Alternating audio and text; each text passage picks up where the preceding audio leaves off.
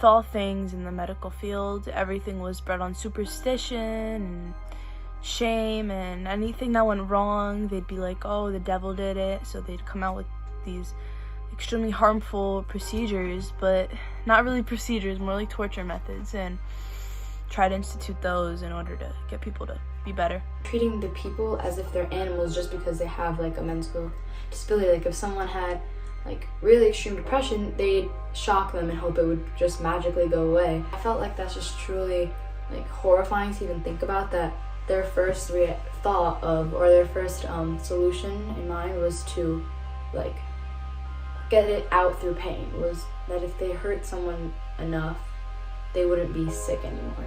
During the pandemic, the people's mindset had changed a lot, but so most of the times, one of the major barrier is the people think that if I have a mental health condition, mean that I am crazy.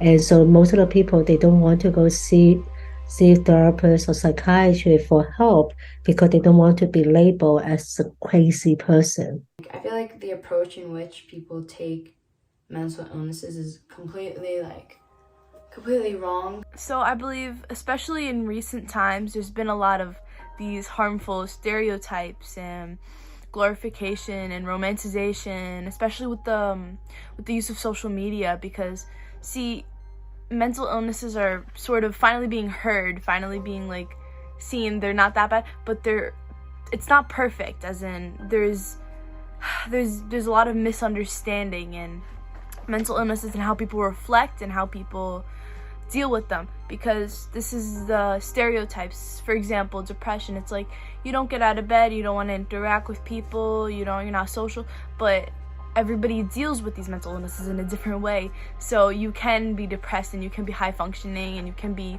wanting to be around people all the time. The fact that our mayor, Eric Adams, thinks that it's okay to forcefully put homeless people into a psychiatric facility when they seem to have a mental problem doesn't seem moral or okay, because putting someone who's gone through something traumatic in their life and is definitely dealing with something traumatic within themselves, and then pushing them to something possibly even more traumatic for them is not beneficial for everyone. It won't help the city as he envisions. I see where he's trying to help, but he's approaching it in the completely wrong way. You can't assume somebody has mental problems just because they are homeless. You are feeding into these stereotypes of mental illness. So by believing that this is going to help the city, it's only causing more problems within the city, and it's only going to cause things to escalate. I think especially the past few years, after the pandemic, it's kind of almost like a catalyst, right?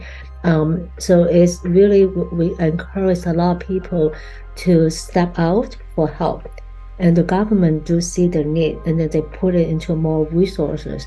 And I see that a lot of investors, they see that, okay, we are in a mental health crisis. We need more support and resources. And in terms of, what we can do better, I believe that, we will need more resource, more funding, so that we can make the mental health service more affordable and accessible, to a variety of people, regardless whether they can afford to pay or not.